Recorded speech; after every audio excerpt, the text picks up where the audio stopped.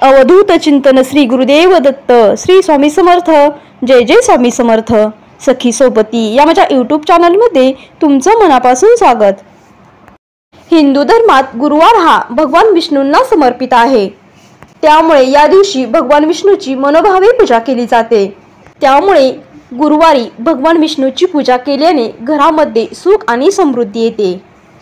बघा, ज्या व्यक्तींना गुरुबळ कमी आहे तर अशा व्यक्तींनी गुरुची पूजा केली तर नक्कीच त्यांचे गुरुबळ वाढेल। गुरुबळ वाढल्यामुळे जीवनामध्ये सुख आणि समृद्धी येते। जीवनामध्ये कोणत्याही प्रकारच्या अडचणी येत नाहीत। त्याचप्रमाणे कधीही आर्थिक संकटांचा सामना करावा लागत नाही। त्यामुळे गुरुवारच्या दिवशी आपण कोणते उपाय केल्याने आपल्या जीवनातील गुरुग्रह बळकट होईल हे आजच्या व्हिडिओमध्ये पाहणार आहोत। तुम्ही जर या चॅनलवरती नवीन असाल आणि स्वामी भक्त असाल तर चॅनलला सबस्क्राइब करा आणि कमेंटमध्ये श्री स्वामी समर्थ लिहायला विसरू नका। स्वामींच्या कृपेने तुमच्या सर्व इच्छा आणि मनोकामना पूर्ण व्हाव्यात ही स्वामी चरणी प्रार्थना करते। तर गुरुवारच्या दिवशी प्रत्येक जण हा वेगवेगळी सेवा करत असतो। त्याचप्रमाणे वेगवेगळे उपाय सुद्धा या दिवशी केले जातात। स्वामी समर्थांचे 11 गुरुवार किंवा 9 गुरुवार सुद्धा केले जातात। तर या सर्व सेवेमध्ये आपल्याला एक प्रभावी उपाय करायचा आहे। तर या उपायासाठी आपल्याला सकाळी लवकर उठायचे आहे।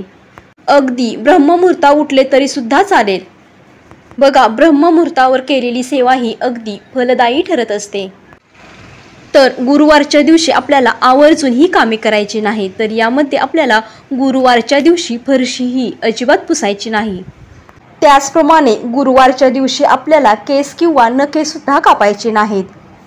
त्याचप्रमाणे गुरुवारच्या दिवशी केस सुद्धा धुवायचे नाहीत।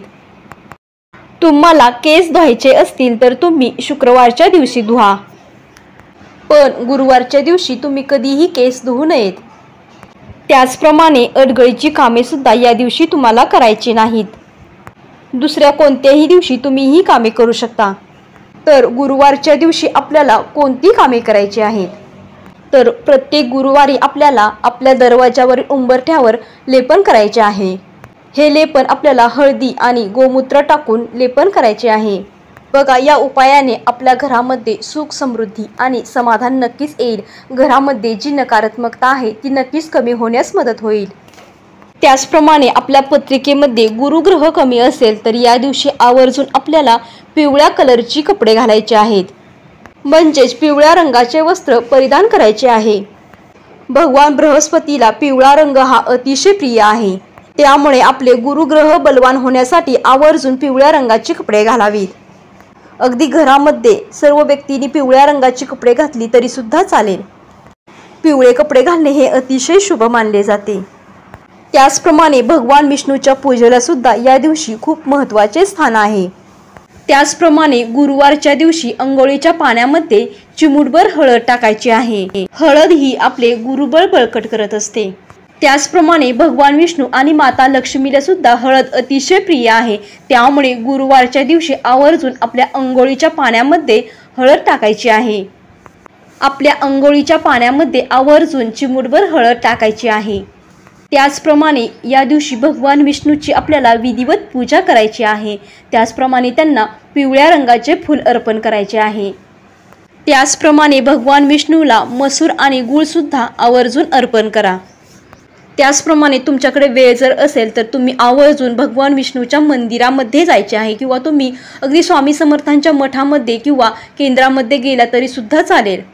बघा, आपण नुसते दर्शन सुद्धा घेऊन आलो तरी सुद्धा आपल्यावरती भगवंताची कृपा राहील। त्याचप्रमाणे तुम्ही शक्य असल्यास या दिवशी विष्णू सहस्त्रनाम नक्की पठण करा। विष्णू सहस्त्रनाम पठण करणे अतिशय शुभ मानले जाते।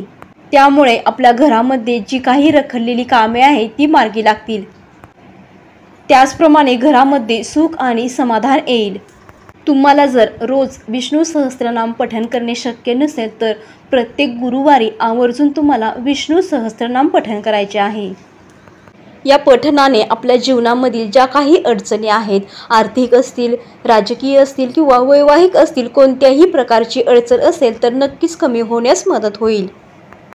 बघा, ग्रहदशा ही कोणतीही असो, विष्णू सहस्त्रनामाच्या पठणाने यातून मार्ग मिळेल। त्याचप्रमाणे या पठणाने मन शांत होते आणि भय कमी होते। त्याचप्रमाणे मुलांच्या अभ्यासात लक्ष लागत नसेल किंवा घरामध्ये वादविवाह निर्माण होत असेल तर तरीसुद्धा तुम्ही विष्णू सहस्त्रनामाचे पठण करू शकता। त्याचप्रमाणे गुरुवारच्या दिवशी भगवान विष्णूची आपल्यावर कृपा राहण्यासाठी आपण तुळशीच्या झाडाची, त्याचप्रमाणे पिंपळाच्या झाडाची किंवा केळीच्या झाडाची सुद्धा पूजा करू शकता। या पूजेमुळे आपल्या गुरुबलाबद्दल ज्या काही अडचणी आहेत, ज्या काही समस्या आहेत त्या नक्कीच कमी होण्यास मदत होईल। त्याचप्रमाणे गुरुवारच्या दिवशी आपल्याला तुळशीला एक वस्तू अर्पण करायची आहे, ज्यामुळे आपल्या घरातील ज्या काही आर्थिक समस्या आहेत, ज्या अडचणी आहेत त्या नक्कीच कमी होण्यास मदत होईल आणि घरामध्ये सुख समृद्धी आणि शांती येईल। जीवनामध्ये भरपूर अशा अडचणी असतात आणि या अडचणीतून आपल्याला नक्कीच मार्ग मिळेल। तर गुरुवारच्या दिवशी आपल्याला तुळशी मातेची पूजा करायची आहे। बघा, रोज आपण तुळशी मातेची पूजा ही करत असतो, परंतु गुरुवारच्या दिवशी आपल्याला आवर्जून ही वस्तू तुळशी मातेला अर्पण करायची आहे। बघा, ज्यावेळी तुळशी माता ही प्रसन्न असते त्यावेळी भगवान विष्णू सुद्धा आपल्यावर प्रसन्न असतात आणि आपल्याला शुभ आशीर्वाद देत असतात। तर गुरुवारच्या दिवशी आपल्याला कच्चं दूध घ्यायचं आहे आणि यामध्ये आपल्याला चिमूटभर हळद टाकायची आहे आणि हे दूध आपल्याला तुळशी मातेला अर्पण करायचे आहे। हे दूध अर्पण करण्या अगोदर आपल्याला तुळशी मातेची विधिवत पूजा करून घ्यायची आहे आणि दिवा आणि अगरबत्ती लावायची आहे। त्यानंतर आपल्याला हे दूध अर्पण करायचे आहे। हे दूध अर्पण करत असताना आपल्याला ओम नमो भगवते वासुदेवाय नमः, ओम नमो भगवते वासुदेवाय नमः या मंत्राचा 11 वेळा जप करायचा आहे। त्याचप्रमाणे आपल्याला तुळशी मातेला 11 प्रदक्षिणा सुद्धा घालायच्या आहेत। यानंतर आपल्याला तुळशी मातेला हात जोडून आपल्या मनातील ज्या काही इच्छा आहेत, ज्या मनोकामना आहेत त्या बोलून दाखवायच्या आहेत। त्याचप्रमाणे घरामध्ये काही आर्थिक समस्या असतील, काही अडचणी असतील तर त्या कमी होण्यासाठी तुळशी मातेला मनोभावे प्रार्थना करायची आहे। हा अतिशय प्रभावी उपाय आहे, त्यामुळे दर गुरुवारी तुळशी मातेला दूध नक्की अर्पण करा। ही सांगितलेली माहिती तुम्हाला आवडली असेल तर व्हिडिओला लाईक करा, शेअर करा आणि चॅनलला सबस्क्राईब करा। धन्यवाद।